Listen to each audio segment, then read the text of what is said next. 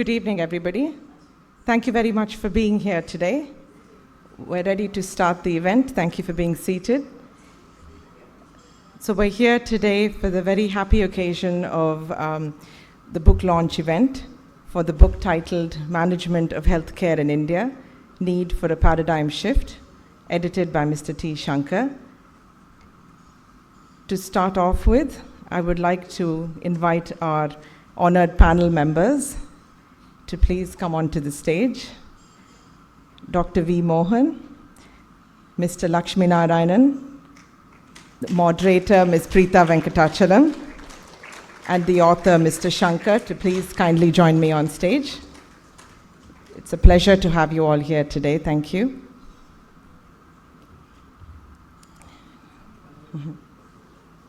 I will start with a brief introduction of the panel members. Padma Shri, Dr. V. Mohan. Dr. Mohan is the chairman of Dr. Mohan's Diabetes Specialty Center in Chennai, an IDF Center of Excellence.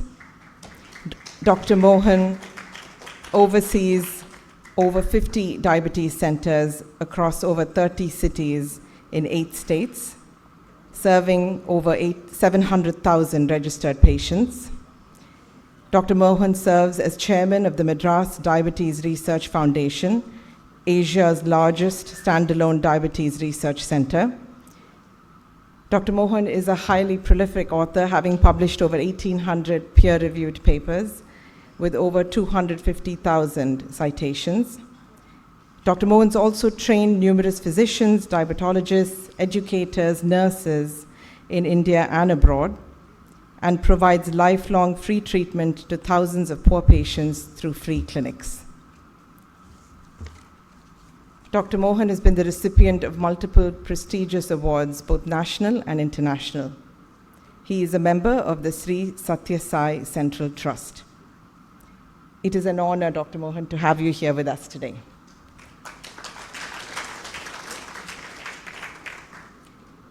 I would like to introduce Mr. Lakshmi Narayanan. Mr. Lakshmi Narayanan is a highly distinguished technology leader and education advocate. As co-founder and former CEO, president, and vice chairman of Cognizant Technology Solutions, Mr. Lakshmi Narayanan played a key role in building Cognizant into a global IT services leader. He currently serves as director of Kriya University and as managing trustee of the Chennai Mathematical Institute, advancing interdisciplinary education and research. Mr. Lakshmi Narayanan also supports nonprofit initiatives in education, in healthcare, in development of skills, and in social impact. His career has effortlessly combined corporate leadership, academic stewardship, and a lifelong commitment to empowering future generations. He serves as a trustee of Child's Trust Hospital, a non-profit institution. We are privileged, Mr. Lakshmi Narayanan, to have you here with us today.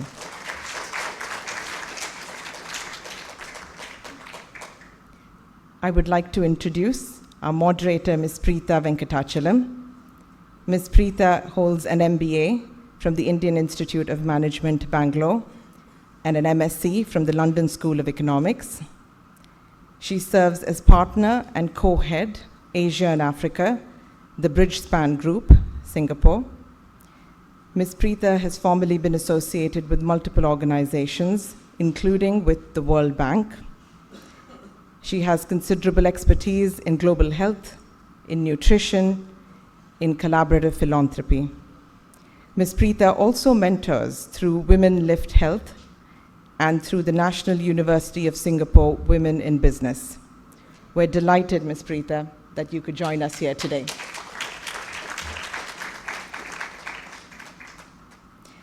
Mr. T. Shankar. Tilak Shankar is a commerce graduate from the University of Madras and has a postgraduate diploma from the Indian Institute of Management, Ahmedabad.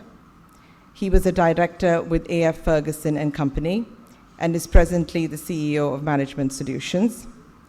Mr. Shankar has carried out over 300 consulting engagements, including for many healthcare organizations and multilateral organizations, including the WHO, UNICEF, and World Bank, as well as for the Government of India and for various state governments. With that, I'll conclude the introduction of our speakers. Thank you very much again for being here.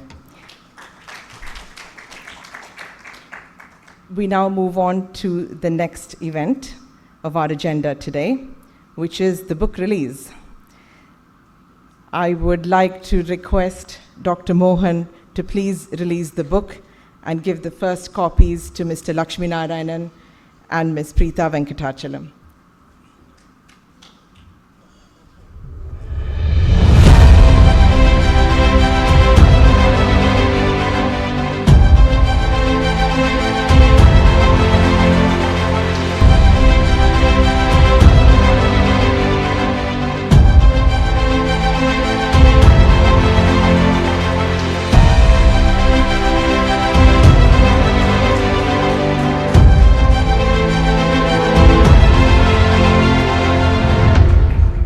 Item on the agenda is a presentation of the book highlights by Mr. T. Shankar.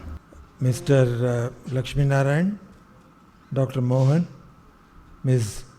Preeta Venkatachalam, ladies and gentlemen, thank you for your presence this evening. Eminent doctors, management experts, finance experts, IT experts, senior team from Sundaram Medical Foundation, my classmates, my former colleagues, many of them, and of course my family members. Many of you have come from far off places, and I thank you for the effort that you have taken to be present here today. I have pleasure in introducing three experts who have helped me by contributing a chapter each. Dr. Sudarshini Subramaniam, Professor of Community Medicine, now presently in Vellore, a very vibrant medical doctor who on Sundays goes to do voluntary work in a rural hospital. Such is her commitment to healthcare.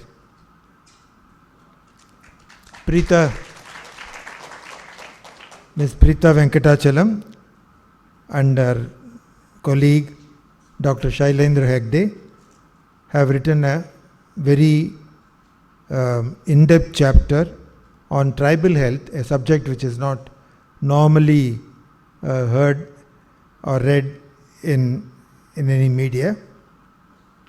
I'm very happy that Preeta has come from Singapore especially for this function. Ms. Mala Chandra, 2 years ago, suggested that she write a chapter on AI in healthcare, a subject which was just coming up into prominence at that time. Today, of course, everybody talks about AI in every possible way. She is a great technologist. She has spent many years in the US and has a lot of patents to her credit. Thank you, Mala, for this wonderful contribution. Let me start with a very brief introduction as to how we got interested into healthcare. In my first job, my senior, both at college and at my workplace, Prahlad, Dr. C.K. Prahlad, suggested whether I'll help him to do a study for CMC Vellore, which at that time was one of the, even today, one of the largest private hospitals in the country, charitable hospital in that country. Subsequently, I moved to Mumbai, and spent time with Ferguson, A. Ferguson, and the Bombay Management Association wanted to know whether we can do a study on outpatient management in JJ Hospital, a government hospital. So it moved on from there. I got involved more and more into healthcare management, apart from all the other subjects, all the other industries. The Government of India wanted a study of blood banks in India at that time, And as some of you would know, that blood banking at that time was commercially dominated. There were commercial blood banks. Based on the study, we covered many states in the country. The Government of India accepted our recommendations and brought out a legislation banning commercial blood banks. Today we have more than 4,000 blood banks in the country, and I'm happy we have two experts in the audience, one of whom has been a member contributing to the setting up of the blood bank, the voluntary blood bank in VHS, Mr. Chandrasekhar, and someone who has been running the blood bank at the same place, Mr. Atmanathan, who is also present here. Over the years, it was fortunate that I was able to undertake studies for various state governments, Uttar Pradesh, Himachal Pradesh, Tamil Nadu, Manipur, Assam, and so forth. And many non-profit, I've been associated with two of them, and of course for-profit hospitals as well. There are two or three things that I learnt from this experience. Firstly, healthcare is unique because it deals with human beings, human sufferings, and when they are relieved of their suffering, the human joy. For example, 25 million children are born in India every year, 2.5 crore children, bringing joy to that many families. Similarly, one of the areas where there has been a major contribution is cataract, preventable blindness, cataract surgeries. We do about 8.5 million, 85 lakh cataract surgeries every year, bringing people back into work and earning a livelihood. That is where the joy to the professional and to the community comes up. I have seen the silent work of many NGOs. I was associated with a couple of them, and volunteers and so on and so forth. Now, healthcare is about profits, acquisitions, mergers, statistics, metrics, whatever it may be. But I believe while these are all important, which we will discuss in a few minutes, I think there has to be an underlying compassion for the patient, particularly the poor patient, which we will talk about in the next 20 minutes.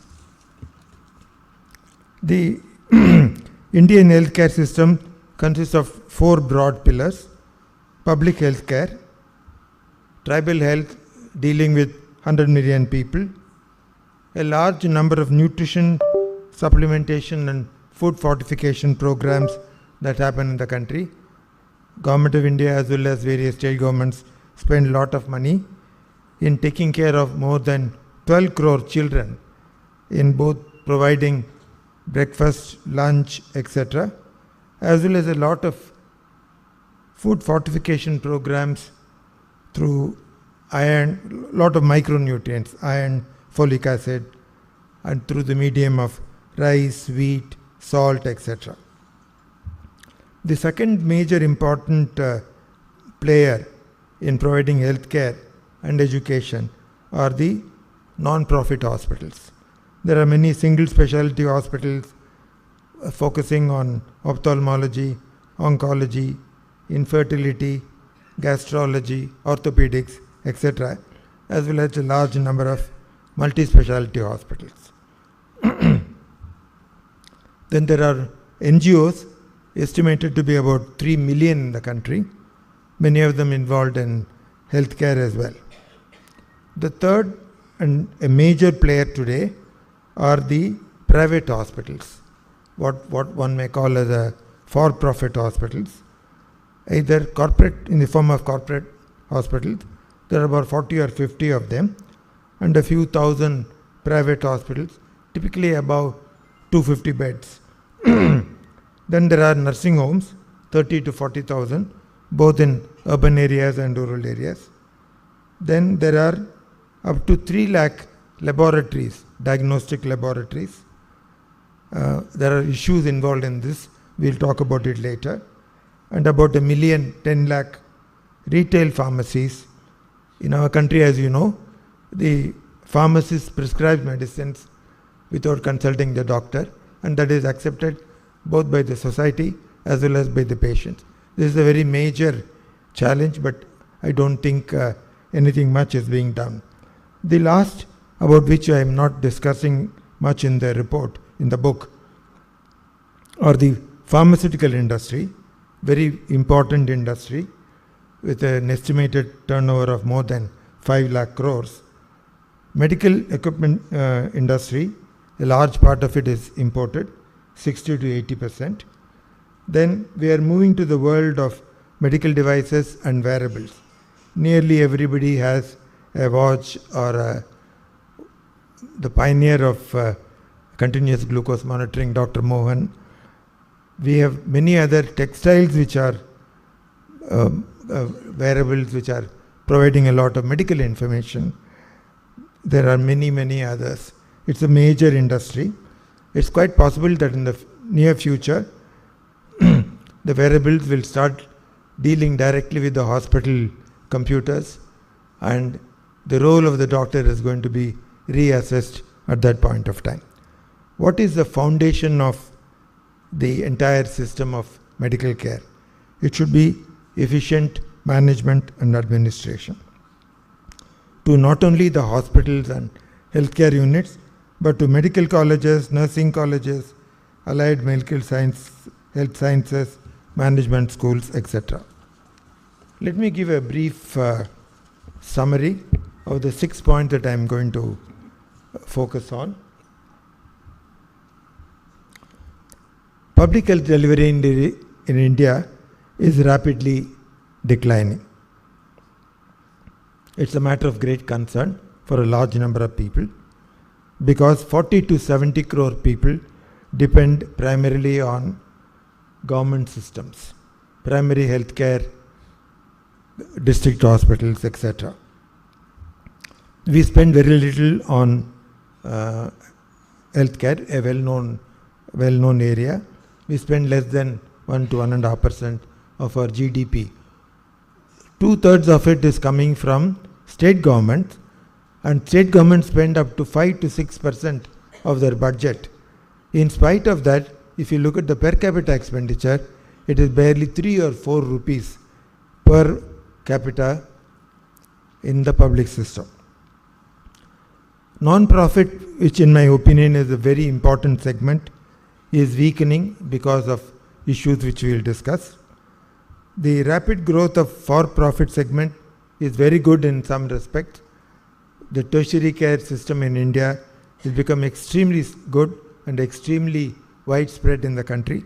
At least 60 cities in the country have good systems. They have been further emboldened by private equity and stock market funds, which we will discuss in a little while. Health insurance, which was a non-player 20 years ago, in the year 2000, the government privatized or threw it open to the private sector. We have great amount of influence exercised by the health insurance industry. The fifth area, which is very important, which is going to define the future, are the technological revolution. Robotics, minimally invasive procedures and surgeries, artificial intelligence, and I said wearables. So this is going to change the face of medical care in the next few years. Lastly, the profile of the patient is undergoing change. There is much greater awareness. Affordability is increased. Thank you, Ma. So the main point that I want to highlight is that change is imperative. The future survival of a nursing home or a medium-sized hospital depends on whether they realize that things are changing outside. What are the changes which are changing outside? Healthcare is a very large industry, 55 lakh crores. Public health, we spend a lot of money, and health insurance, as I said, has become very strong. We'll talk about it in a few minutes. The medical technology about which also we will talk about. The patient preferences, middle class patients are emerging as a major source. And surprisingly, even in private hospitals, even in corporate hospitals, even patients who are paying good money for their room do not want to be seen with other people who are less than them. They want to be one step above. They want everything exclusive for them. That's the reality. Some hospitals have created exclusive centers. In the past, hospitals used to depend on bank loans, debentures, etc. All that is a thing of the past.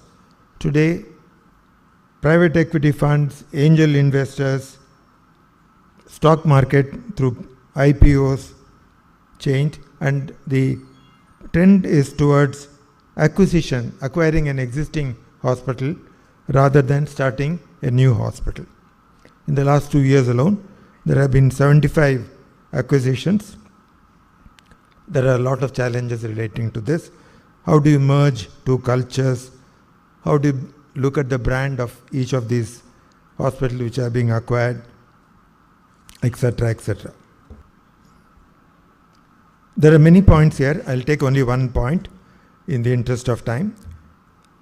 Aging population, we have about 150 million people. This number is likely to double to 300 million people, 30 crore people in the next 20 years. All the attendant health issues of this aging population is going to be very important in all the states. Insurance influence, I'll just take a minute. About 40 to 45 crore people are insured in India, thanks largely due to the Ayushman Bharat program of the government. 16,500 hospitals are empaneled, in addition to all the public health hospitals which are automatically empaneled. In the year 2000, there were 4 insurance companies, part of the General Insurance of India public sector unit. Today there are 25, and there are 8 exclusive health insurance companies. And in those days, 20 years ago, 4 lakhs, 5 lakhs was the maximum cover that was permitted. Today, 1 crore is very common. 1 crore per year is very common. I'm told there are 2 health insurance companies which provide up to 6 crores cover per year. So this is a matter which, so the influence of the health insurance companies, I don't know whether hospitals are benefited by such high insurance, or the insurance is benefited by hospital charges. I don't know. So the question is, are we moving towards a business, healthcare as a business rather than as a service? That is a question which we have tried to find an answer.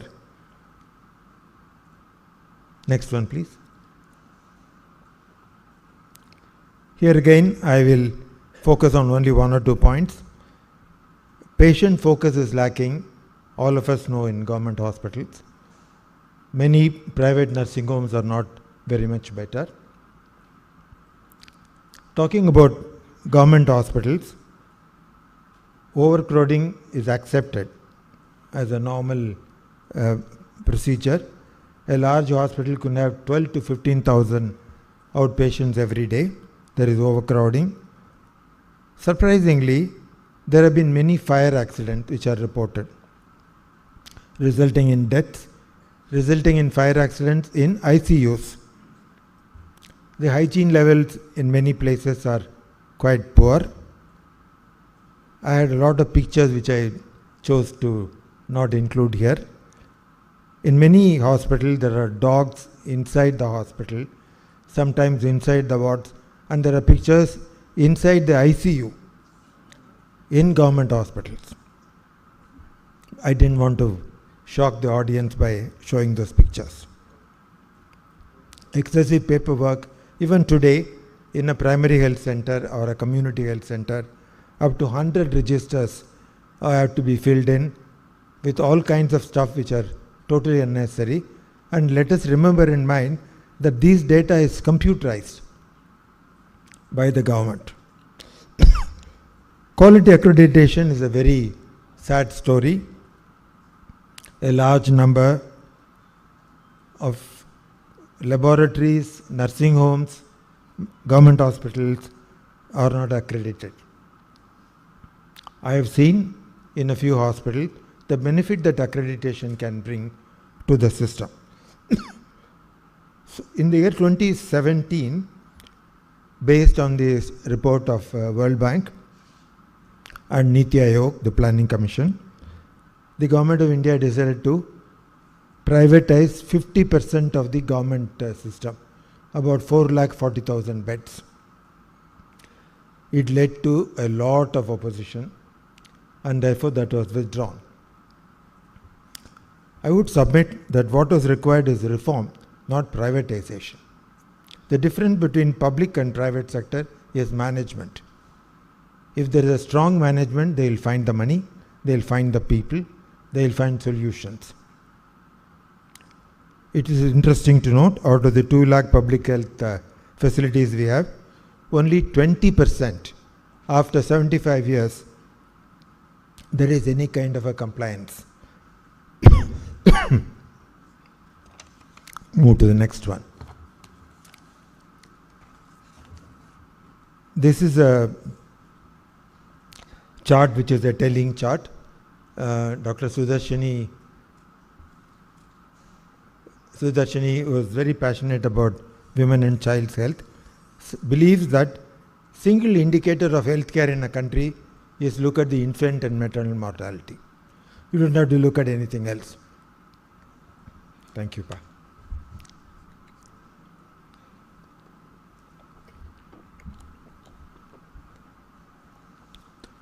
The states, and the other thing that has bothered me is that infant mortality is measured as a rate, infant mortality rate, 28 per thousand, 40 per thousand, 35 per thousand live births.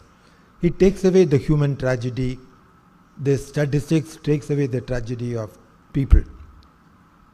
There have been 700,000 deaths of infants either on birth or within the first month of their birth. 700,000 families have been affected. I know personally of some cases. It has devastated the families. But we report the numbers faithfully year after year. There are many reasons for that. I will not go into that. One of the main reasons is that there is a high percentage of vacancy at the first level, the community health center, where there are 30 beds and about 30 to 35 staff. There is a vacancy of surgeons, physicians, obstetricians, pediatricians, many of whom are present here today. This has been going on for many years. In some districts, if you look at it in a little more detail, it goes up to 100% vacancy. So there is not a single doctor in the community health center. So these red areas, marked areas, account for 70% or 80% of the 7 lakh deaths every year. Once again, this has been happening year after year. We have 3 chapters on public health, but I am stopping with one slide. I'll move on to the next important player. Charitable and non-profit, I am using it interchangeably, though there is a difference. There are many faith-based institutions. It could be Christian, Ramakrishna Mission, Jain, Muslim, Sikh, etc. Many run by large industrial houses. Those which are independently run have been facing significant problems of operational deficit because they are treating significant proportion of free patients. In some cases, the free care person can go up to 60% of the patients. So inevitably they will have a deficit at the end of each year. So there is a tendency for some of the hospitals to more and more corporatize their practices, losing the character of the charitable or non-profit institution.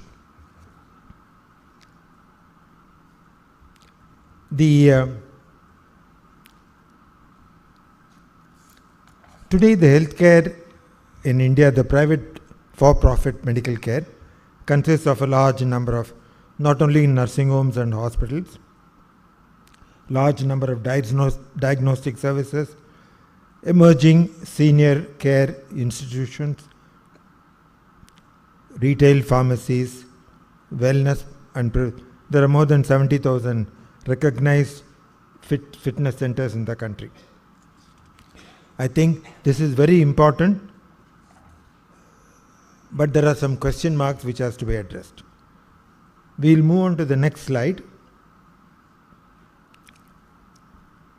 which is private medical care in India is very profitable. EBITDA, or cash profit, is a good indicator. 20% or thereabouts is not uncommon. It is dominated, beginning to be dominated, thanks to private equity funds, by few chains. 3 chains have each 10,000 plus beds. One of them, as we'll see in the next slide, has been acquired by a private equity firm. Very profitable, and therefore the value of the company or the value of the hospital has gone up 5 times in 5 years. In one hospital, 3 times in 5 times in 3 years. Organ transplant is becoming more and more common, kidney, liver, other organs. A good system of harvesting organs, transporting them, etc. is all becoming. We have, of course, a large number of eye donation, 60,000 plus. Today, a private hospital is measured by what is the average revenue per occupied room, ARPOB. Any hospital that you ask, any corporate hospital, the first thing you look at is what is their ARPOB. It ranges from 40,000 rupees per day, going up to 80,000, sometimes going up to 1 lakh per day per occupied bed. Incidentally, that is 6 to 8 times the hospital we are doing this meeting today. So it's very profitable. Is it accessible to all? Are the capital market decisions, which are financial decisions, how important is it for the country? I don't know. As I said, in the last 8 years, nearly 300,000 crores have been raised by about 70 to 100 hospitals, which focuses on expansion, diversification, acquisitions. They start taking control of the company and the hospital. There's a change in ownership.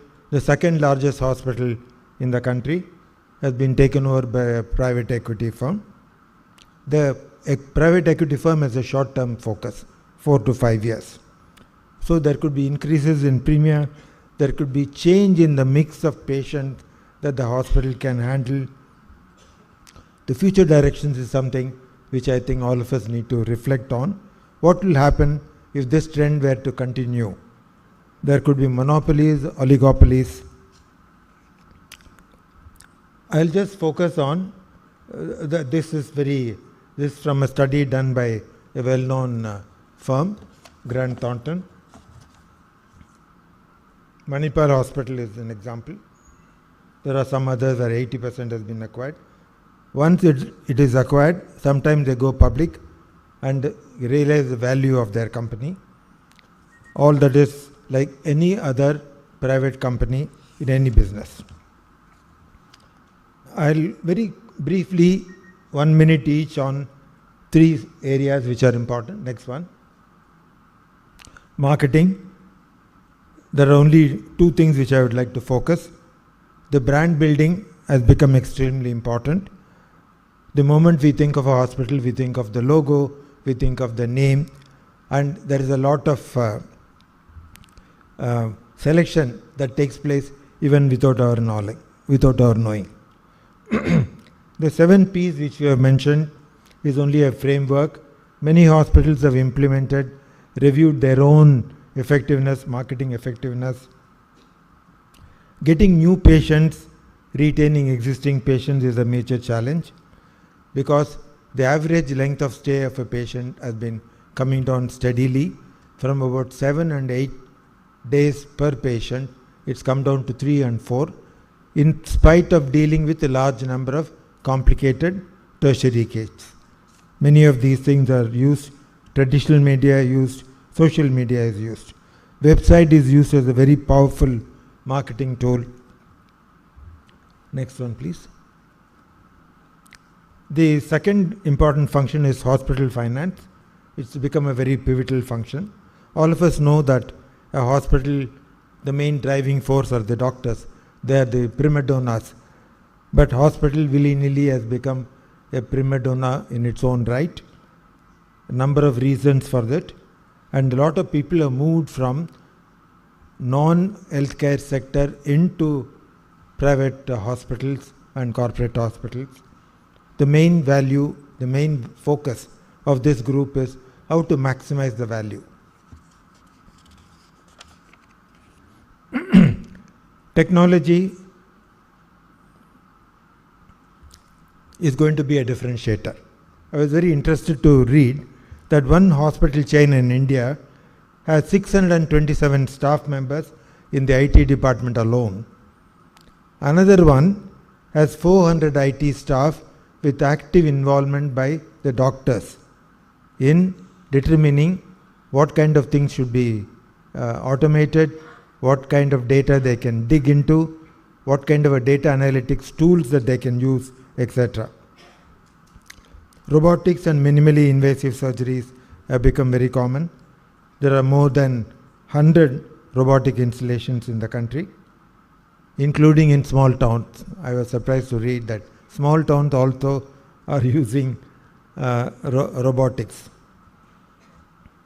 AI has become a very important part of the practice. 3D printing, particularly by the orthopedic department, has become important. Wearables such as the Whoop, smart watches, CG continuous glucose monitoring, smart patches, textiles, fertility monitors. I think anything can be measured today, anything can be monitored, etc. I'll come to the last slide.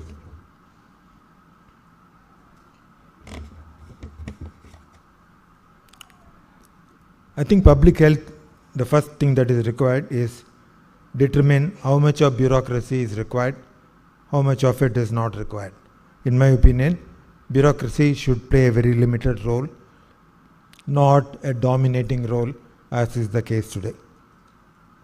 Non-profit sectors, in my view, are extremely important, not only for balancing between private for-profit sector and the government sector. They are very important because they provide doctors, nurses, allied health sciences specialists, etc.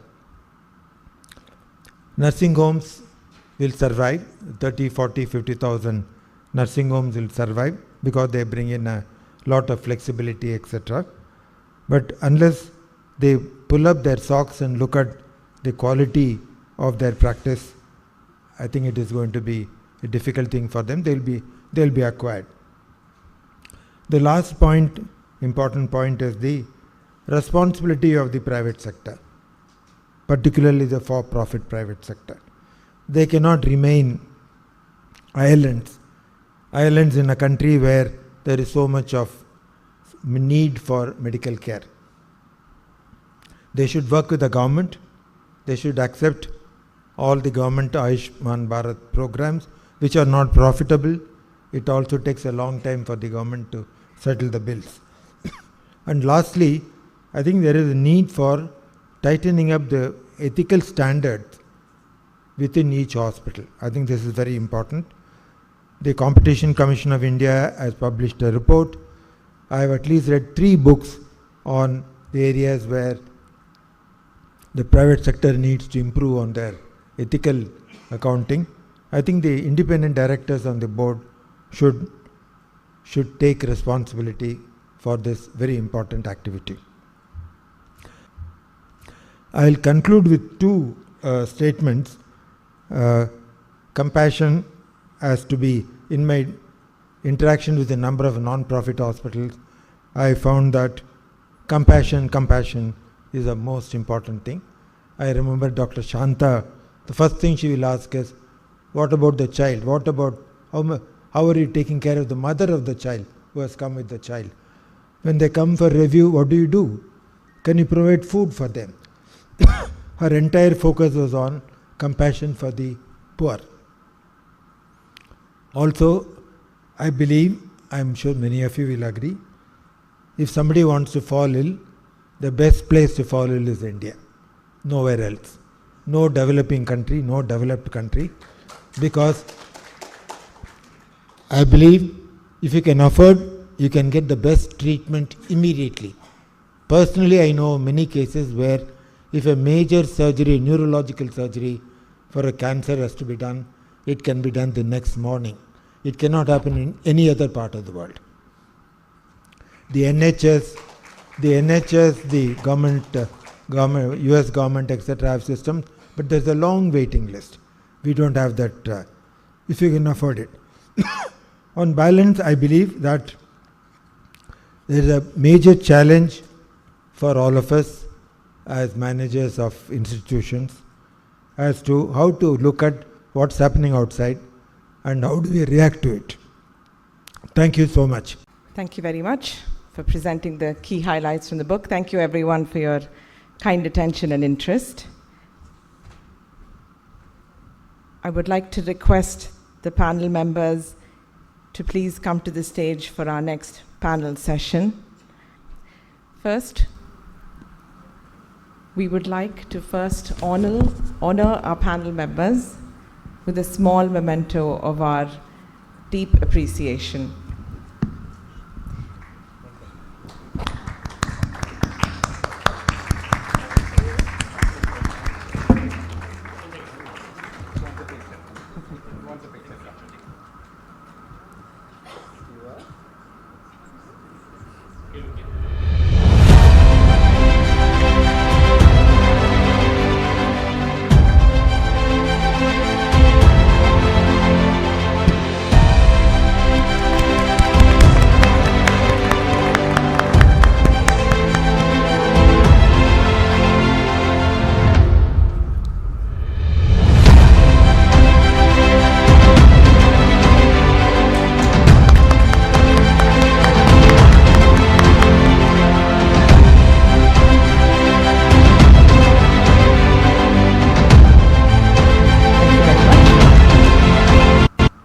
I would like to request the moderator, Ms. Preetha Venkatachalam, to please initiate the discussion and coordinate the Q&A session, time permitting. Following that, we will conclude with a vote of thanks. All yours. Thanks so much, Suchi. It's great to see so many friendly, known faces in the audience and so many stalwarts from the healthcare sector in the city and in the country. I still remember Mr. Tilak Shankar reaching out to me 2+ years ago, asking me to write this chapter on tribal health. And we were discussing how, despite the direness of healthcare management in India, there's actually been no book written to the extent of vast coverage of every part of healthcare provision in the country. And Mr. Tilak Shankar just walked us through the 4 big pillars of healthcare delivery: public health systems, the non-profit charitable systems, the corporate systems, and of course the whole ancillary important services from diagnostics, devices, to medical equipment and drugs. And all of these are so little written about in terms of where India stands. That said, all of us know some of the key gaps that are there in the country, while at the same time, as you rightly ended, India is also in pole position in terms of, if there is affordability, the extent and accessibility of healthcare that's available to every citizen. So over the next 30 to 40 minutes, we have two practitioner experts with us on the panel. We'd love to dive in deep to understand a little more about what is the kind of paradigm shift that can really help India's healthcare system. And maybe to just kick it off, I work deeply in the tribal health space, and some of you might know that there are about 104 to 106 million tribal people in our country. And whether it is their life expectancy, infant maternal mortality rate, or even incidence of malaria and tuberculosis, they are far worse off than an average Indian. So all the red colors that you saw on the map that Mr. Tilak Shankar put up in Madhya Pradesh, Jharkhand, Odisha, are all the central tribal belt. And what is really missing there is the word management, because there is really no healthcare or even managing the financing, the provision, the systems and processes. And importantly, there's very little understanding of the patient. A physician in the Greek times very famously said that to treat any person well, you need to understand the person as much as the disease. And to me, that's really the crux of healthcare management. So on that note, maybe I'll start with Dr. Mohan, who all of us know really well.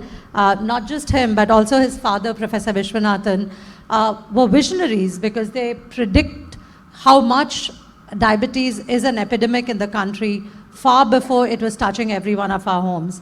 And it's interesting because as I came into this discussion, almost every person I spoke to in this room or outside has had interactions with you or your father, either for somebody in their family or their neighborhood. So it's just startling how rampant diabetes and other non-communicable diseases are, and also your focus on research alongside treatment. So maybe to begin with, if you could just tell us a little bit more about how you see the management of diabetes as one of the key issue areas for India and globally. Thank you, Preeta, for the kind introduction. First of all, I'd like to thank my good friend for many, many years, Mr. Shankar. Can you increase the volume a little bit? For, I don't know how long we've known Shankar and Purna and Suchi and Raghav, and so the relationship goes back for several decades now. Our families have been together. In fact, my daughter and Suchi went to school together. They were classmates. And from there started a friendship. But for Shankar, I don't think we would have even set up my institutions. When I left my father's center in 1991, I had no money. I had absolutely no idea because I'd never done management or anything when I was my father. It was Shankar who actually told me how to proceed, but for him our institutions will not be there, Shankar, and he continues to be a member of our ethics committee till today, and we have the chairman of ethics committee, Dr. Jawahar, also there in the audience. Coming back to your question about diabetes, yes, diabetes has become a huge problem. In 1972, when I joined my father as a first-year medical student, the prevalence of diabetes in big cities like Chennai was 2%. So in adults above the age of 20 in Chennai, 2% had diabetes, and in rural areas was 1%.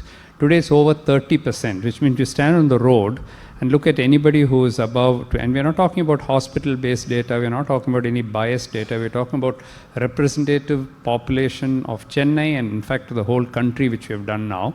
And if you just stand on the road, anybody above the age of 20, 3 out of 10 already have diabetes. We may say, well, 7 out of 10 don't have diabetes. That's only 20 years. That's not the age when you get type 2 diabetes. If you shift the age now to say 50 years and above, in Delhi and Chennai, it's 50% of the population who have diabetes, 1 in 2. So if you see any grey-haired person walking on the road, 1 out of 2 already has diabetes. And another 25% have pre-diabetes, which means 75% of the population, 75 to 80% of the population above the age of 50 living in big cities today has either diabetes or pre-diabetes. Only 20% are normal. So that's the exponential growth of diabetes in the last 50 years. But diabetes doesn't come alone. And when you talk about healthcare, when you talk about cause of death, non-communicable disease, which you mentioned, diabetes has many friends who come along with it, whether you like it or not. And that's blood pressure, cholesterol, heart disease, and today have liver disease, blindness, kidney disease, all coming along with it, and even several cancers now we know are directly linked to diabetes. So if you look at non-communicable diseases, 30 years ago, the cause of death were malaria, tuberculosis, which you mentioned, 60-70% were due to communicable diseases. Today, 70% of all deaths in India across the country are due to non-communicable diseases. Communicable diseases have gone down. So when you look at any healthcare, you have to factor this in, because people think they're just lifestyle diseases, just walk more, eat less. It's not so simple. You'd have heard, all of you would have heard of the shots that you take to reduce your weight, the GLP drugs, which have become. Now people say, why are you using that? Just eat little less and walk little more. If that was so, why is obesity keeping on increasing in India? So it's much more complex than that, and they're all interrelated. And when you have to provide care, you have to have a holistic view. And in that holistic view, it's not just giving medicines. You have to integrate a lot of lifestyle, a lot of other factors, right from sleep and so on. Shankar mentioned wearables. This one is also a wearable, Shankar. It's a ring which I'm wearing, which as I speak is measuring my blood pressure, my pulse rate, my sugar, everything about my heart rate variability. If I have arrhythmia now, this will detect it. And all you need is to wear a ring. So that's how technology is going, and you very rightly talked about wearables and so on. So the whole field is now transforming. And if you wrote this book, Shankar, 10 years from now or 20 years from now, you might have to rewrite many of those chapters. But having said that, before I hand over to Preeta for the next question to Lakshminarayan, I have had the privilege of reading this book because Shankar gave it to me a few days earlier, and I was amazed to see the kind of, I wonder why it took him so long. He's been talking about the book for about 4 or 5 years now. I was wondering why it took him so long. When I saw the amount of work which has gone into it, if you look at the amount of statistics which he has collected, not just on one sector, not just on private or government or NGOs, but the whole spectrum, bringing in even tribal health and private health and rural health and everything. This is a masterpiece, Shankar. And I think you will be remembered for this book for a long time to come. Congratulations. Yeah. Moving on to Mr. Lakshminarayan, all of us know him as the technology guru back from Cognizant days. But today he's here to not just talk about the role of technology, AI, data analytics in medicine and healthcare management, but also in your role as a managing trustee at the Child Trust Hospital. I've myself been there for my children, and I'm just always struck how the combination of compassion, care, accessibility and affordability is combined in the way that healthcare is provided at the Child Trust Hospital. So maybe if you could tell us a little bit more about the non-profit end of the hospitals. And I'm sure it's challenging because in today's times, raising financing for such a complex and diverse set of specialities is not easy. So maybe if you could throw a little light on how do you balance the demands of financing, the challenges of accessibility, affordability, and yet maintaining high quality and compassion. Thank you. Thank you for that. That's a good opening. This is a good marketing pitch I can make for that hospital. First of all, congratulations to Tilak Shankar for bringing out this book. Like Dr. Mohan, I had access to an early copy of this book. Unlike Mohan, I haven't read all the chapters of this particular book because it was quite detailed. It was quite riveting in some chapters. I read some of the relevant chapters that was of specific interest to me, like chapter 4, chapter 12, and things of that nature. My association with Tilak Shankar has been quite detailed and intense during the period when the Child's Trust Hospital was going through a very difficult phase. You know, for those of you who do not know about Kanchi Kamakoti Child's Trust Hospital, it's the best tertiary care pediatric hospital in the country. And it has been voted so internationally for 2, maybe even 3 years. Newsweek magazine, which brings out the best hospitals in the world, rated the Child's Trust Hospital as the best pediatric hospital here.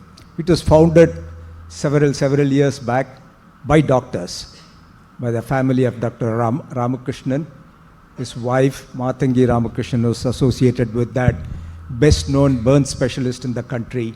And now the family is part the daughter, the son-in-law, they're also part of that hospital, committed to the hospital, but they are not part of management or part of the board.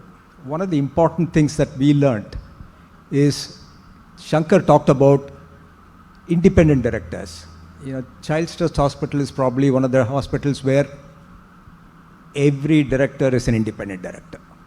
That's the character of a public charitable trust that we wanted to maintain, which is the reason when there was an opportunity. The hospital was going through some challenging times around 2013, 2014, predominantly financial, but some ethical challenges too, when the new management came in and turned that hospital around over the last 10 years. The key aspects to which Shankar contributed was in bringing quality measures in the hospital and management.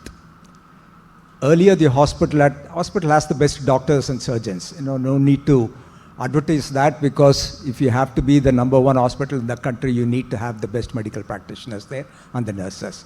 However, it was challenged in terms of the number of people, number of nurses. You know, Shankar came in and said, you know, we have to get certification, NABH, NABL, whatever certification is necessary. We said, you know, we are commercially bleeding. We don't have money. We are going around with begging bowls to get money. How can we do that? He said, that's fine. Once you get the certification, money will automatically come. Don't compromise on that. Pushed us. And that was one of the first tasks that we completed. Then introduce systems, then introduce management. You know, until then, yes, there was a semblance of management in the hospital, but then true management and managing by metrics, etc., came about when Shankar was in the board of trustees of the hospital. And then since then, it has been making a very steady progress. And now we've learned that just management is not sufficient. While quality is important after management, you need leadership. Leadership of people, leadership of practitioners, and above all, leadership and governance of an hospital. If you have to attract public funds and spend it in a responsible manner, getting the best outcomes day after day for your patients, then governance has to be at the highest level. You know, the trust you earn from the patients and the families is so important. That's the journey that we are on. And again, not just the professional help that we have got from people like Shankar, an independent board, and professional management who leave the practitioners and the clinicians alone to look after the patients and worry about fundraising, marketing, getting patients, etc. So there is a certain amount of corporatization that has to happen in every hospital, whether it's private, public, charitable. That level of control and management is essential to provide the best delivery. And that's where I think many of the chapters in this book deal with management in hospitals, management in the entire healthcare system. Thank you. So one area I would like both your thoughts on are, how do you balance the affordability aspect as you invest more and more in better governance, better management, more technology, and these come at a cost if you have to balance it with high quality. And given India's vast inequities in our affordability of the population, how do you ensure that quality care is reachable to every Indian? I think I'll go first and then you can also pitch in. So I always say that entrepreneurship itself is not a bad thing. Very often when you're an entrepreneur, Shankar mentioned business. And business can be defined in many ways, but any hospital, whether charitable hospital or any hospital, cannot survive unless you make some profit. That profit may go back to the trust, or it may go back to a hospital, or it may go back to a private limited company, it may go back to a public limited company, but it's not profitable. You mentioned it was bleeding. How do you pay your staff? And then how do you renew your equipments? I am part of the Satya Sai Trust, Central Trust, which runs two big super specialty hospitals, one in Puttaparthi and one in Whitefield, where not 1 rupee is collected from any patient for any surgery, any admission, any medicines or anything. Even for food we don't charge. Anything, not even 1 rupee. Now, even that hospital where not even 1 rupee income is there. There's no billing counter even. So you can't even go and pay if you want to. How do you make that profitable in the sense that you have to increase the salary? The staff are not paying, doing it free.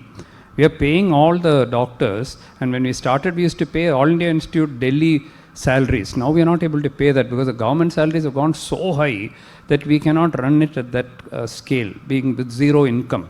But even so, we have to keep increasing the salaries of the nurses. We have to, the MRI machine after 5 years will need a replacement, or 10 years will need a replacement. New models will come. If you don't do that, nobody will come. Even if you give it free, who will come there? If you're going to have outdated equipments and all the patients are dying there, who will come? So you have to keep renewing it. So in that sense, business as you define it, or finance, is a very important component. So entrepreneurship is not a bad thing. But for entrepreneurship, and Shankar mentioned it in his speech, entrepreneurship is 1 E. You need to have 2 more E's, and that is empathy and ethics. So if you have entrepreneurship with empathy, which brings to the point that if a patient walks in to my hospital and that patient cannot afford to pay even 1 rupee, will I send away that patient saying, no, this is a paying hospital, you go? Or will I somehow take on that patient? He has entered my hospital, he will never go away without getting the same treatment as somebody else does. That is empathy. Okay? Third is ethics. Shankar mentioned that briefly. Now the pressure when you take money from private equity, we are one institution which had private equity, and we are probably the only one which got rid of the private equity and took back the ownership. Now the reason was, as Shankar also mentioned, change in thinking. When you have private equity people sitting on your board, their only aim is to see the return on investment. Your EBITDA should go up, your turnover should go up, your bottom line, top line, everything should go up. They have only one view. For us, as a traditional doctor who believes that, we are treated like, in the olden days, doctors were treated like God. Then in more recent times, we were treated like human beings. Today, we are treated like demons, actually. That's why you find doctors being hit and killed and bashed up and all kinds of things. So today, if they don't bash you up, I think you should be lucky. See how it has degenerated. Why? Why did that happen? Because of 2 or 3 things. One, we lost that ethics completely. I have seen even spiritual organizations running hospitals saying, how much can we get out of this guy when somebody walks in? They look at the person and say, oh, he's wearing incidentally, it's not gold, it's just a wearable. But if I wore this and went to a hospital, I'll probably get some additional tests done. Oh, he's wearing a gold ring, so we can charge him a little more. So people are looked on as a commodity. When he walks in, how much can I bleed this guy? How much can I get? If you want to get rid of that, in my experience, we should also be part of that. You mentioned that you should de-link doctors from doing it. I think there's also an advantage of doctor being there. I would argue for that. Because when we see, today somebody came, and just because I knew that person, I charged 20% off. They gave 80% off. And my staff all came running, said, what are you doing? I said, no, that's enough. For me, that's enough. Now, who will write 80%? If I did that and the private equity fellow was there, I'll give you one example. I had a patient who came from Malaysia, because he mentioned continuous glucose monitoring and pumps. So a patient came from Malaysia, had seen one of my videos where I talked about an insulin pump. Now, insulin pump is almost like a cure for type 1 patients. So if you wear that pump, today it's AI built. You don't have to do anything, just wear the pump and that's it. Your entire sugar is taken. You'll never get one low sugar or high sugar. Fantastic, okay? So this man comes from Malaysia and he says, put me on the pump. That's 6.5 lakhs.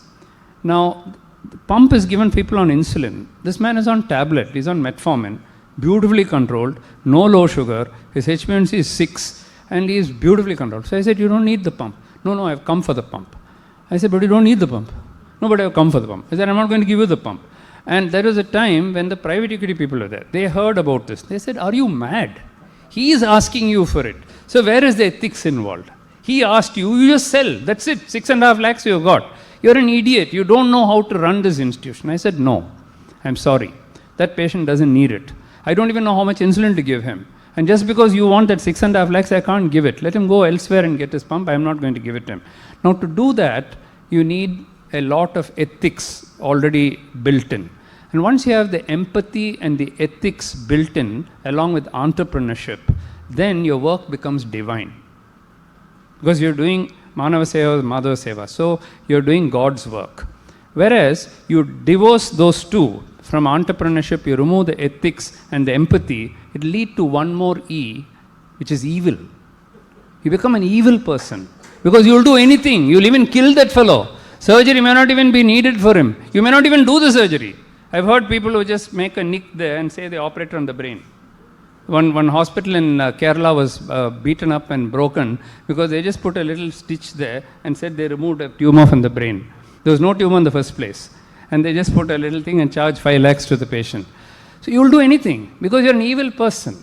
So that is where I think even in private sector, whatever you do, if the nobility of the profession is kept in mind, then you can do all that. But at the same time, it has to be profitable.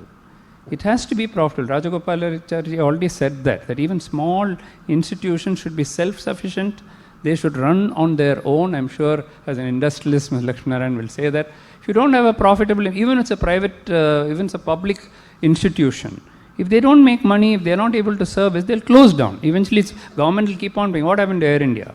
They'll keep on making losses and ultimately somebody has to buy them out and then do that. So that bottom line we should keep in mind. As long as these two factors are there, you can't go wrong. Would you like to add? I think that was very well I cannot dispute whatever he said, entirely right. If you want to look at what would be two factors that will improve access and affordability. Access is very important. There are so many people, as Shankar mentioned, who don't even have a hospital within a radius of about 10-15 kilometers. Why a hospital? A clinic. So access is something that you have to make available in order to reach a country as wide as ours and as many people as we have. And there technology can provide a solution. There are a number of things like devices, the wearables that are there. And there are devices like digital stethoscopes. Some of you may have seen. It's a simple device. It records the heartbeat. It's so sensitive that it can detect even the murmurs in the heart and give an advance warning saying that there is some problem in your heart, go get it checked. And this can be done in a primary health center in a remote part. And that data will be available to a doctor at nearby hospital, or it can be made available to a doctor in Apollo hospital, wherever. And then once the patient knows that there is a corrective action that has to be taken, so you have provided clear access. You have diagnosed and they said there is a certain condition that you have that is not good, you'll have to attend to it. Then the question of affordability comes. That data is available to the nearby hospital. He or she goes to that hospital, and then that's where the challenges come, depending upon what kind of hospital that you get to. While there are mechanisms like donors who are contributing to patient care, insurance, etc., many of the people in remote parts are not even aware of all these things. In fact, one of the things that we do in the Child's Trust Hospital is go to Northeast, go to different places, not to recruit patients, but to say that there is such a facility, there is a top-notch facility that is available in the country. For the most complicated cases, please come here. We can treat that. So it's that information that is made available to them, provide access to the facilities that are available, and affordability is something that people in the management will have to manage. The board, the responsibility of a board of a public charitable trust like ours, we have to constantly go out and get money from various people. Unfortunately, in a place like Chennai, there are so many big-hearted people who have contributed. In the last 10 years, major industry groups like the Sanma Group or the SPIC Group or the TAFE Group, Mallika Srinivasan, who were in the board, they've all contributed enormous sums of money. And once the hospital reaches a particular stage, and you get certifications, including certifications like Fitch rating for NGOs. I mean, we didn't hear about Fitch rating for NGOs. Once you have that rating, then people are willing to donate for your equipment. So in the hospitals, what the donations are primarily for capital equipment. You know, you have to buy the latest in order to get the best outcomes, the latest equipment. And two, pay for the patients who cannot afford. Whatever percentage you determine, 10%, 20%, 30%. So it's therefore necessary for the hospital to be profitable and yet not take the funds out but invest in patients and invest in technology. If these two can be done with equipment for which the hospital is not paying, capital equipment is being donated, your cost of care comes down. With the profit that you make, you can give free or subsidized care to more number of patients. So the model is, I mean, it's not a new model, it's not rocket science, it has been tried out in many hospitals, but to do it in a consistent manner requires leadership, and therefore many of the hospitals, some of the private hospitals have started investing in leadership development. And I must tell you, you know, we all think that we run fantastic hospitals. This is just a slight aside, brief one. There is one, Bill Campbell. Bill Campbell is considered to be a fantastic leadership coach. He has coached the management of Google. He's coached Steve Jobs, Eric Schmidt, Sundar Pichai, Jeff Bezos. Name the top companies, top 7 or 8 companies over the last 10 years. Of course, he's no more. He has coached them into leadership. And he is called a $1 trillion coach. So access to those type of coaches for leadership development is available, and certainly the private hospitals are accessing that. Many of these coaches are willing to provide free leadership coaching and training to the public charitable hospitals, which must be utilized in order to run more efficient, ethical hospitals with good governance. Thank you so much. I think those really covered well some of the different paradigms of management. One final question before we open it up to the audience. The elephant in the room is actually HR and manpower. And while, of course, in some of the bigger metropolitan cities, we have doctors, nurses, paramedics, India is actually really struggling. And you mentioned the nobility of the profession and how do we encourage more youth to take up medicine in all aspects on nursing care. And we have numbers in India that are far lower than WHO standards. So maybe if you could touch upon that critical fulcrum of management, which is building the next generation of talent in medicine and other related allied fields. Thank you. I think there are two things. One is delegation, because where we often fail is that we want to micromanage. So we hold on to things, we don't want to part with it. A, because we think others can't do it, not realizing that they can do it better than we can do. And B, because we think they'll become competitors to us, so then we'll become irrelevant. That is some thing which people have. But that's not true. Any institution which has grown in size or in locations and so on, without delegation, it can never happen. Second thing is some form of centralized training also helpful. See, we have now in 32 cities, we have branches of our center. So somebody asked me, do you visit those branches? I haven't even seen some of those branches. Initially, it started off with me going and selecting the place, selecting the building, negotiating with the owner, and right up to the rentals, and everything I should do. Slowly, over a period of time, I've not even seen some of my centers. My staff say it's good, and then they say, tell me why it's good. Then they show me everything. I said, go ahead. I don't go for the inauguration.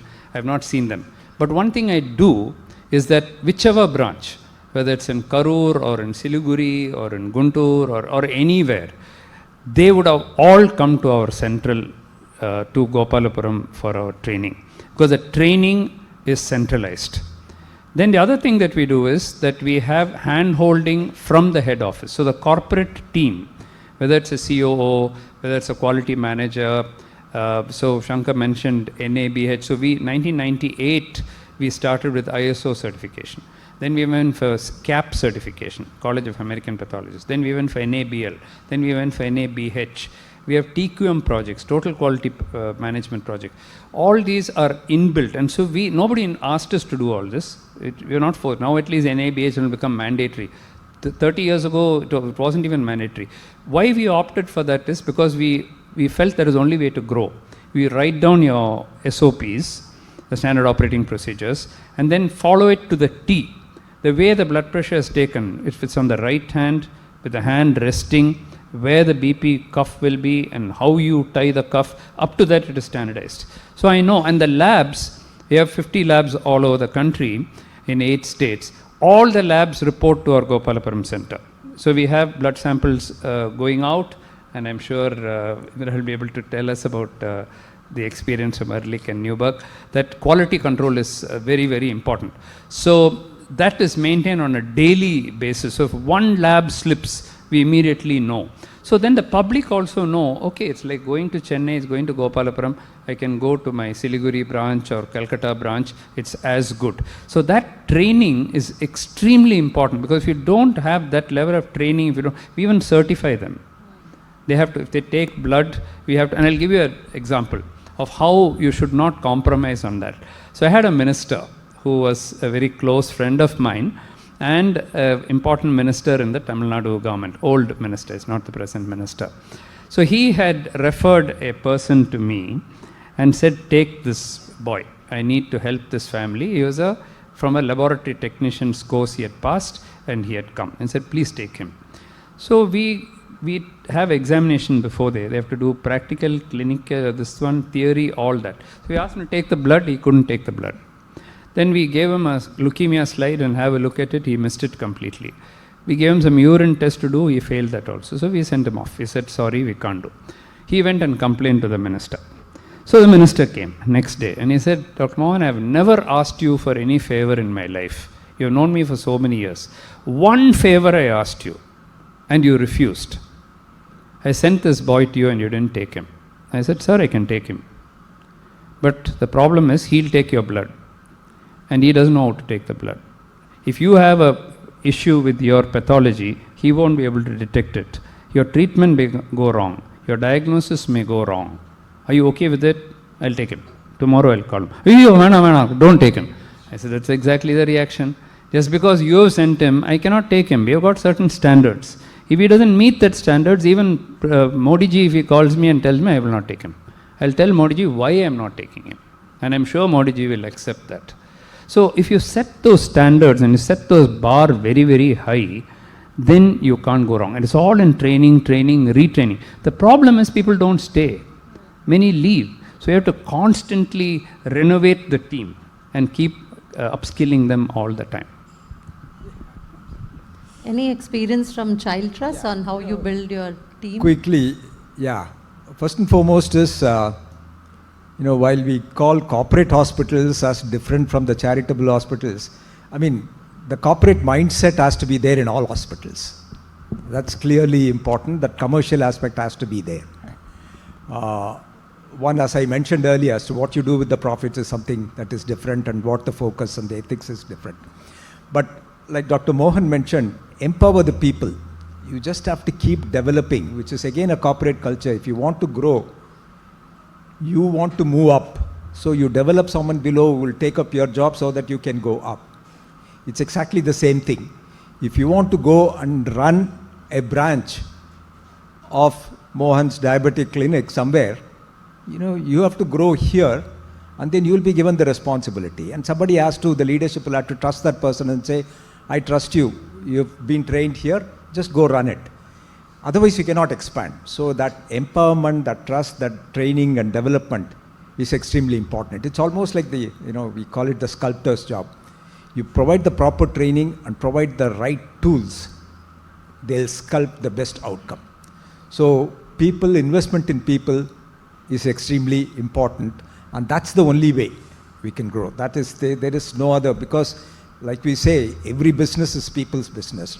Even if you have fantastic technology, robotics, machines, etc., unless the people are there who provide empathetic support, converse with the patient, and in many instances be transparent and educate the patient, then they'll keep coming back. That trust is built. That's important. Thank you so much. I think that's been very enlightening. I think we have about 3-4 minutes, so maybe if from the audience anybody has questions for any of the panelists or even Mr. Tilak Shankar. Yeah, maybe to start with. Mike? Should we pass the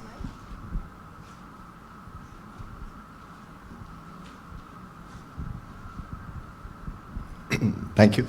Hi, my name is Dhananjay, and I'm also nephew of Mr. Shankar. The question for Mr. Shankar is the following, that you mentioned the profit motive alone is potentially problematic. If you look at world systems that have worked, for instance, we know in the US, 17% of GDP per is going to health, and actually the outcomes are worse than, say, Scandinavia. What is an aspirational proportion of private versus public health in the Indian context that we should be looking at? What, given the way our society is structured and so on, what are some ideal models that you have seen that maybe we can aspire to?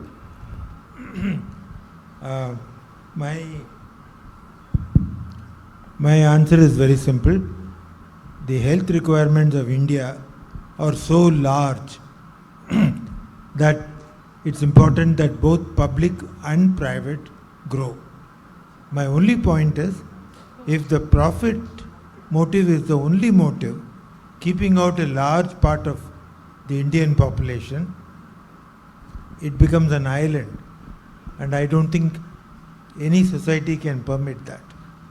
So therefore there is a need. In fact, in the book I have mentioned some specific areas. I'll give you only one example. The government of India have been struggling to digitize and computerize their public health system, 200,000 places. It has been 6 years. They made very little progress. Why not 15, 20, 30 hospitals join hands and provide their software? One chain in the country, hospital chain, has 650 people in the IT department alone. So why don't they go and help the others? So I think there is a need for example, adult vaccination in India is less than 2%. So if it's a flu vaccine, most people can't afford it. So why not say, I'll give 50% discount, 80% discount or 100% discount and provide flu vaccine. So these are ways where the for-profit hospitals should help. That is a simple point. I'm not against private sector. I think private sector is very important because, as I said, if today we have an excellent system, it's because of the private sector. But at the same time, 76% of India's healthcare is taken care of by private. If it is going to become 100%, which was a trend that was pushed for 8 years ago, I think it is not good for the country. That's all my point. Shankar, can I just add to that point? In one of your slides, you said that the government systems are weakening. It could be so, because India is not one homogeneous country, and there could be many states we saw in red and all that, which can be very bad. But if you take two states, you take Kerala and you take Tamil Nadu, government systems are actually strengthening now. In Kerala, the government system is so good that private practice is going away. Private hospitals are closing down. At least some 50 to 100 private nursing homes and hospitals have closed down now because government is giving it free. So why would they pay and go to a hospital, private hospital, where they may not even get the same care? So Kerala is becoming something like the NHS model, where you can get anything free. Tamil Nadu government has introduced a scheme, the Makkale Thedi Marthuvam. So you're going to people's homes and checking their sugar, hypertension, certain cancers are being screened by the government going to people's homes. It has never happened in any part of the world. So they won an Asian award for that. The government is doing that. So the kind of thing that the government can do is something unprecedented. It's all about leadership. If they have a leadership and if they have a vision, government can also do that. Now you mentioned about US spending a lot of money. There are a lot of case studies which have been done where they've compared the US with Japan. Japan spends a fraction of what the US spends, but their healthcare is far superior. The reason is a lot of the healthcare in the US is insurance driven, And it's litigation. They're looking at litigation. Will you sue me if I don't do this? He's come from a small headache, I better do an MRI. So unnecessary things are done. If you give a CT, if you do a angiogram, you do an angiogram, and it's actually been done. You give a cardiac angiogram, and you make British scientists, British doctors, cardiologists sit on one side, and the American cardiologists sit on one side.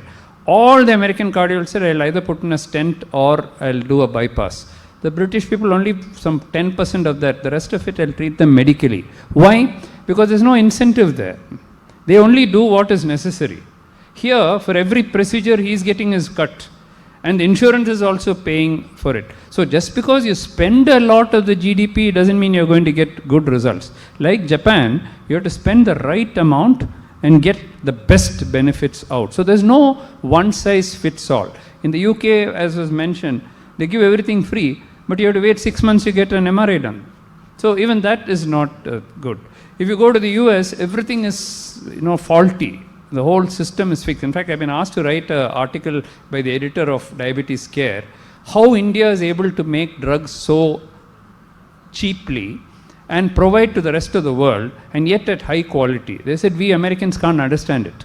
So why don't you write? So I talked about the Prime Minister's scheme and the Jan Aushadhi scheme and so many ways in which price control has been kept by the government, and it's not one thing. Of course, market competition also. So there are many aspects. There's no one size fits all. And I think a good mixture of government and private. India cannot go totally government. It cannot go totally private.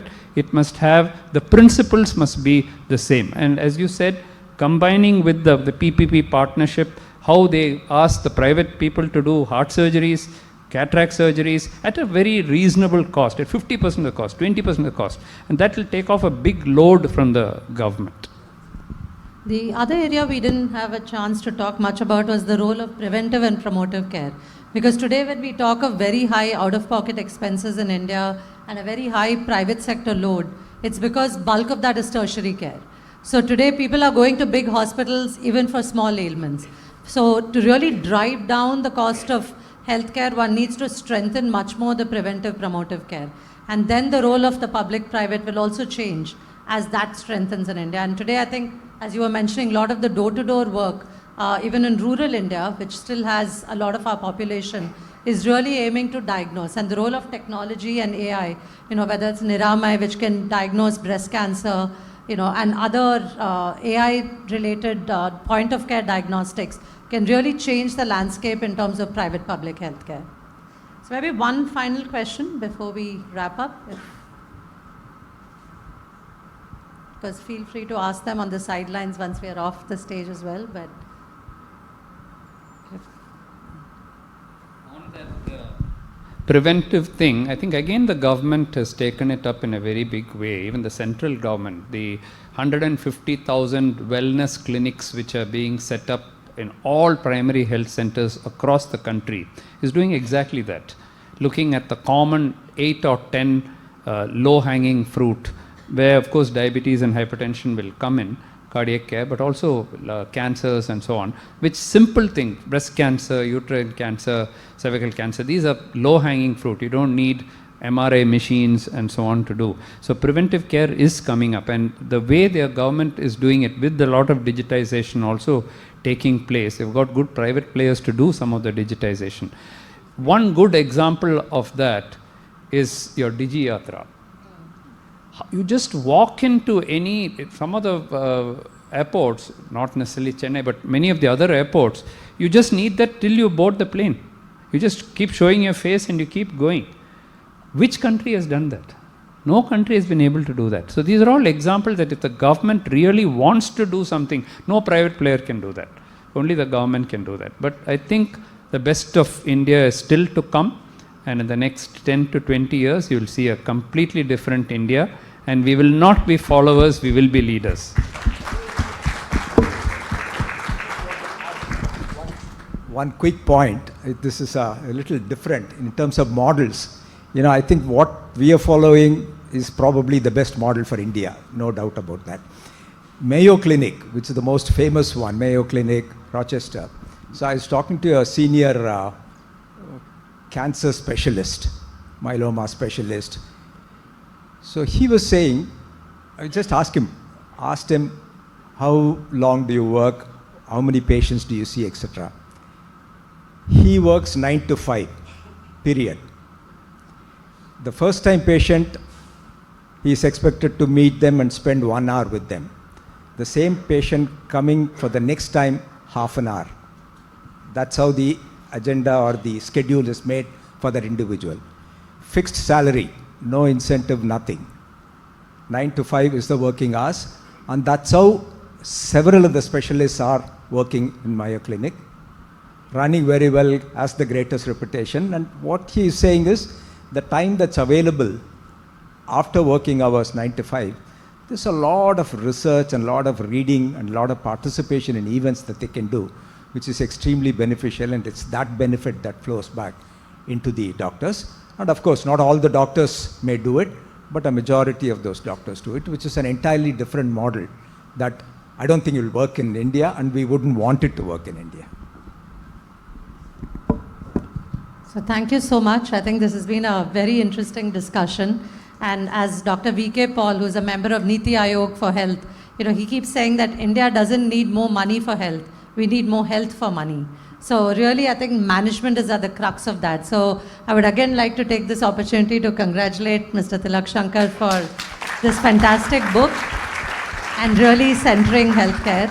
And I'll just end on a very personal note. Today's, actually my father's death anniversary. He passed away 37 years ago on this date, 4th of April, to lung cancer. And I can just see from, being a child and having seen him go through chemo at that very early days where cancer was barely known in a household at that time, to where India is today. And the amount of care that we have, although however painful, and the incidence, as you said, of NCDs has grown, but so has treatments, so has diagnostics. So I'm certainly hoping that while we may not bequeath better air or water to our next generation, I hope the healthcare and healthcare management in our country really grows leaps and bounds for our future generations. So on that personal note, thank you very much, and I'll hand over back to Suchi for the vote of thanks. Good evening, everyone. My name is Sujata, and I have had the privilege and pleasure of knowing Mr. Shankar for the last 35 years. I joined AF Ferguson when I was a rookie, a freshly minted management graduate. And I think I speak on behalf of all my contemporary friends and colleagues who joined Ferguson then and thereafter, that it has been truly been a pleasure and privilege to have worked with him. And I think under his guidance, his guidance pretty much laid the foundation for our future careers that we have enjoyed thereafter. So it gives me great pleasure to be here this evening and do the vote of thanks. At the outset, we'd like to thank Dr. Mohan, Mr. Lakshminarayan, and Ms. Preeta Venkatachalam for gracing this event this evening, and for the extremely engaging discussion and all the insightful inputs that you have provided. Thank you. On behalf of Mr. Shankar, we're all very grateful for the presence of all of you all today, including our Mr. Shankar's esteemed co-authors, his former classmates, colleagues, members of the medical fraternity, and friends and family members, many of whom have taken the time off and have traveled to Chennai from various locations. Your presence is greatly appreciated. Thank you. A big thank you to Mr. Vaidyanathan and Ms. Jayashree Nandakumar for their support and assistance over the past few months in helping organize today's event. Big shout outs to Mr. Vinod Nair and his team of Taj Connemara for their service this evening for helping us organize this event, and to Mr. Selvam and his team for the audiovisual facilities provided today. A big thank you to the media present today for your support. Thank you to the Rutledge team and Atlantic distributors who are facilitating the availability of Mr. Shankar's book today. The book is available for sale at a special price this evening. Last but not the least, a big thank you to Mr. Shankar's lovely granddaughters, Ishani and Tulsi, for presenting the mementos. Once again, congratulations, Mr. Shankar. Wish you all the best. And also, I would not like to miss out A special mention of Mr. Shankar's lovely wife, Mrs. Purna. We have been privileged to know her for so many years, and I think I speak on behalf of all my friends and myself that we cherish our association with you. Thank you. We'd like to conclude the evening's event with a final thank you to everybody. Have a wonderful evening.